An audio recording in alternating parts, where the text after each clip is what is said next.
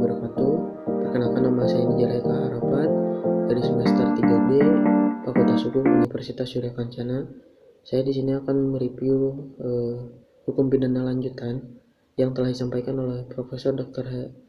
Hajah Eni Nurhaini, SHMH, dan asisten dosen yaitu Dr. M. Rendi Arit Hayanti, SHMH, yaitu bab 1 tentang percobaan, pengertian dan sifat percobaan. Pengertian tentang percobaan: tindak pidana tidak diatur dalam KUHP, tetapi dalam KUHP hanya ada batasan yang menentukan syarat-syaratnya saja, yaitu seperti diatur dalam pasal 53 dan 54 KUHP.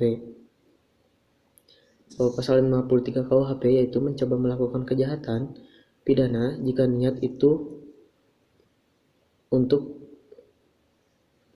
adanya permulaan pelaksanaan dan tidak selesainya pelaksanaan itu, bukan semata-mata disebabkan karena kehendaknya sendiri.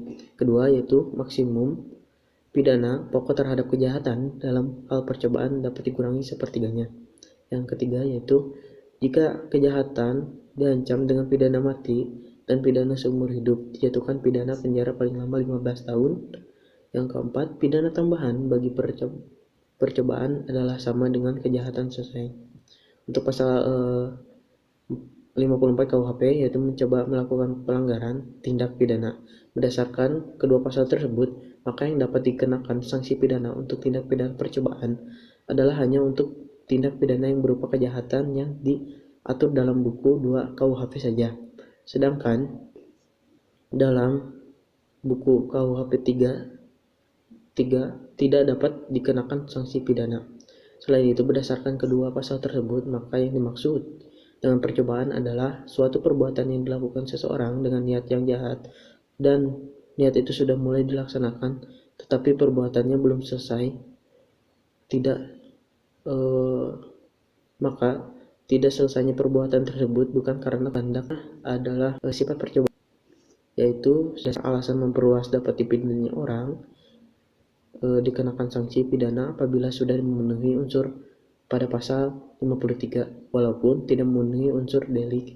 Jadi sifat dari pasal 53 atau percobaan dipandang sebagai memperluasnya orang pemenuhan delik. Yang kedua itu sebagai dasar atau alasan memperluas dapat dipidananya perbuatan, yaitu bahwa tindak pidana percobaan merupakan suatu tindak pidana yang bulat dan lengkap. Percobaan bukan delik yang tidak sempurna, tetapi delik sempurna dalam bentuk khusus atau istimewa. Penganut ini adalah Pompe dan Mojayatno. Yang selanjutnya yaitu dasar patut dipidananya percobaan. Ada 3 teori di sini. Ada 2 teori, yaitu teori subjektif dan teori objektif. Untuk teori subjektif, yaitu menurut teori ini dasar patut dipidananya percobaan terletak pada sikap batin atau watak yang berbahaya dari pelaku. Menganut teori ini Van Hamel. Yang kedua yaitu teori subjektif. Menurut teori dasar ini, yaitu patut dipidana percobaan terletak pada sifat berbahayanya perbuatan yang dilakukan oleh pelaku.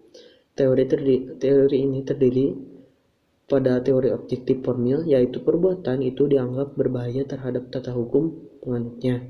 Yang kedua yaitu teori objektif material, yaitu dianggap perbuatan berbahaya terhadap kepentingan atau benda hukum. Yang ketiga ada unsur percobaan. Yang pertama ada niat. Niat merupakan sikap batin dari pelaku yang tidak bisa terlihat secara nyata. Niat dapat terlihat setelah adanya permulaan pelaksanaan. Yang kedua ini niat di sini harus berupa niat yang jahat yang berbeda dengan kesengajaan.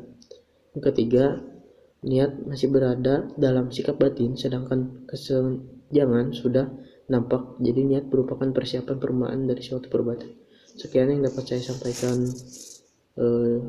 dulu untuk materi review ini. Wassalamualaikum warahmatullahi wabarakatuh.